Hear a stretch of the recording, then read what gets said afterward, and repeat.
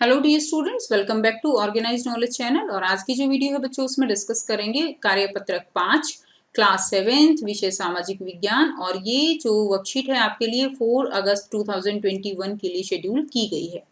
आज की जो वर्कशीट है बच्चों, उसमें हम पर्यावरण के बारे में पढ़ेंगे। सभी बच्चे जानते हैं पर्यावरण क्या होता है।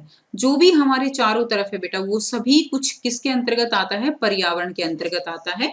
फिर चाहे वो चीजें सजीव हैं, चाहे वो चीजें निर्जीव हैं, आप जिस पेन से लिख रहे हो, आप जिस टेबल पे बैठ के पढ़ रहे हो, आप खुद, आपका घर, सभी कुछ किसके अंतर्गत आता है? सभी कुछ पर्यावरण के अंतर्गत आता है।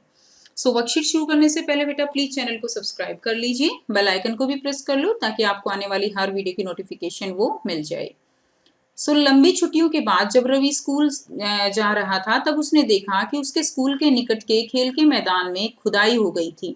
तो रवि ने देखा जब वो स्कूल जा रहा था कि स्कूल के निकट जो खेल का मैदान है उसकी खुदाई हो गई थी।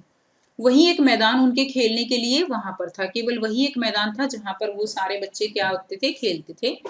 लोगों ने बताया कि वहां अनेक घरों वाली एक क्या बनेगी? बड़ी इमारत बनेगी। जब रवि को समझ में आया कि मुलायम घास, गेंदे के फूल और तितलियों वाला विशाल मैदान अब हमेशा के लिए नष्ट हो चुका है, तो उसकी आंखों से आंसू छलकने लगे। जैसे ही रवि को महसूस हुआ कि उसका जो जहाँ पे वो खेलता था, मुलायम घास, गेंदे के फूल, वो सब नष्ट हो जाएगा, तो उसकी आंखों से आंसू छलकने लगे। उसने यह बात अपने सहपाठियों को बताई। सुबह की सभा में प्रधानाचार्य ने भी उदासी से कहा, देखो कैसे हमारा पर्यावरण बदल रहा है। अब यहाँ पे रवि को पर्यावरण का मतलब नहीं पता था, तो रवि को जिज्ञासा हुई जानने की कि पर्यावरण क्या है। कक्षा में पहुंचकर रवि ने अपने शिक्षक से पूछा कि सर, पर्यावरण क्या है? जो कुछ भी आप अपने आसपास देखते हो, शिक्षक ने बताया, वही सब कुछ पर्यावरण है। तो रवि कहने लगा, इसका अर्थ है स्कूल का भवन, मेज, कक्षा में रखी कुर्सियां, यहाँ तक कि खुला मैदान, सड़क, कूड़ा करकट, मेरे दोस्त, सभी पर्यावरण के अंग हैं। ठीक है, तो यानी ये सब क्या है बच्चों? पर्यावरण के अंग हैं। नेक्स्ट देखिए, हमारे आसपास जो है उपलब्ध वस्तुओं की सूची बनाइए और उन्हें निम्न तालिका के अनुसार वर्गीकृत कीजिए। तो बेटा अपने आसपास जो भी चीजें आपको दिख रही हैं, वो सभी आप एक टेबल बना सकते हो या आप सीधा यहाँ पर भी लिख सकते हो। तो देखिए, घर में उपलब्ध वस्तुएं, घर में आपको क्या क्या दिखेगा?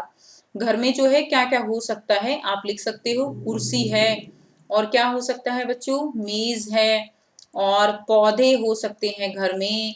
घर में जो है बिल्ली हो सकती है ना, पेट हो सकती है ना बिल्ली। तो ये चीजें हमने लिख दी, ये घर में उपलब्ध वस्तुएं हैं।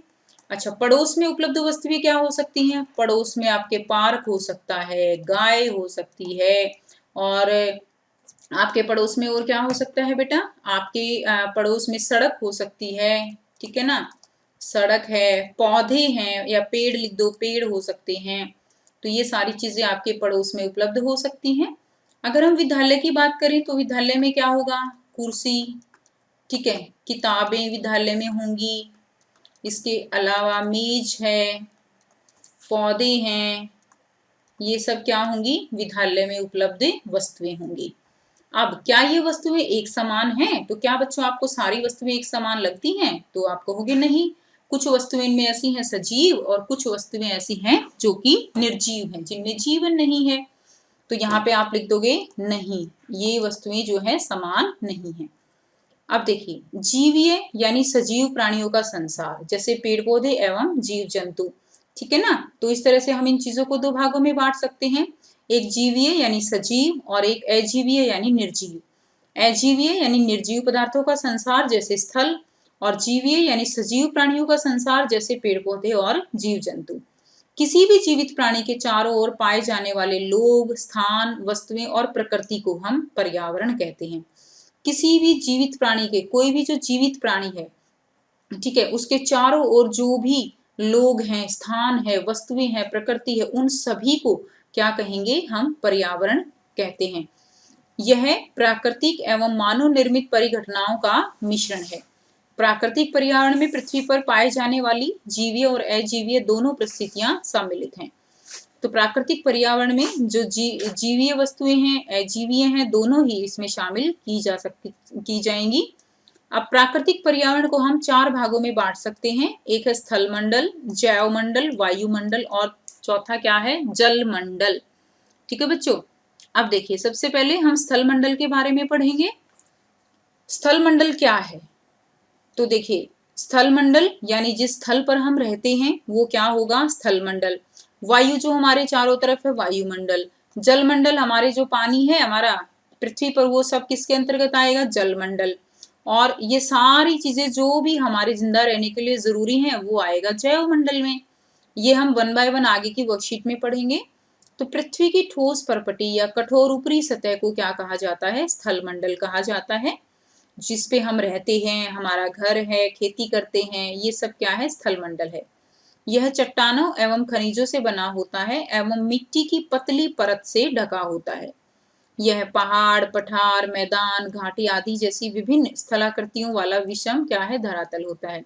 यानी स्थल पर कहीं पहाड़ है, कहीं पठार है, कहीं मैदान, कहीं घाटी, ये सभी जो हैं स्थलाकृतियां विषम धरातल पर पृथ्वी पर मिलती हैं। ये स्थलाकृतियां महाद्वीपों के अलावा महासागर की सतह पर भी पाई जाती हैं। स्थल मंडल वह क्षेत्र है जो हमें वन, कृषि एवं मानव बस्तियों के लिए भूमि, पशुओं को चरने के लिए घास स्थल प्रदान करता है।